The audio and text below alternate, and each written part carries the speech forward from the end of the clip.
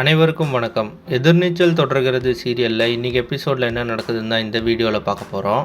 அரசோட ஃபேக்ட்ரியில் இருந்த ஜனனியும் சக்தியும் கதிர் வீட்டுக்கு வர வச்சுட்டாரு.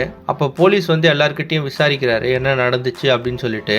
அப்போ ஈஸ்வரி கிட்ட பேசுகிற போலீஸ் உங்கள் பொண்ணை காணும்னு சொல்லிட்டு நாங்கள் அன்அஃபிஷியலாக தான் தேடிட்டு இருக்கிறோம், நீங்கள் பேசினா தான் நாங்கள் அஃபிஷியலாக கம்ப்ளைண்ட் எடுத்து தேட முடியும் அப்படின்னு சொல்கிறாரு. அதுக்கப்புறமா கம்ப்ளைண்ட் கொடுக்க ஈஸ்வரி ஒத்துக்கிறாங்க. அப்போ போலீஸ் கேட்குறாரு உங்களுக்கு யார் மேலாம் சந்தேகம் இருக்கா அப்படின்னு சொல்லிட்டு.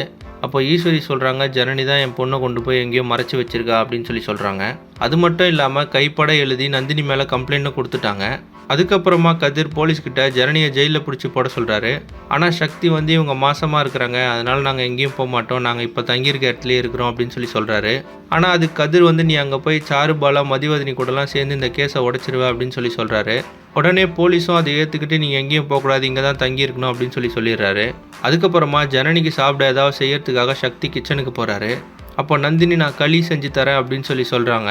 உடனே டென்ஷனான சக்தி அந்த பாத்திரத்தை தூக்கி போட்டு களி செய்கிற நிலமையில தான் எடுத்துகிட்டு போய் வச்சுட்டீங்க அப்படின்னு கோவப்படுறாரு. இதை கேட்ட நந்தினி, ரேணுகா, ஈஸ்வரிலாம் ரொம்பவே அதிர்ச்சி ஆகுறாங்க. தர்ஷினியை கடத்தினது யாருன்னு ஜனனி கண்டுபிடிக்க போகிறாங்களா, இல்லை போலீஸ் கண்டுபிடிச்சி ஜனனி மேலே எந்த தப்பும் இல்லை அப்படின்னு ஈஸ்வரிக்கு புரிய வைக்க போகிறாங்களா அப்படின்றத அடுத்தடுத்த எபிசோடில் பார்த்து தெரிஞ்சுக்கலாம். இந்த மாதிரி எதிர்நீச்சல் தொடர்கிறது சீரியல் அப்டேட்ஸ்க்கு நம்ம சேனலை சப்ஸ்கிரைப் பண்ணுங்கள், ஃப்ரெண்ட்ஸ் அண்ட் ஃபேமிலிக்கு ஷேர் பண்ணுங்கள். நன்றி.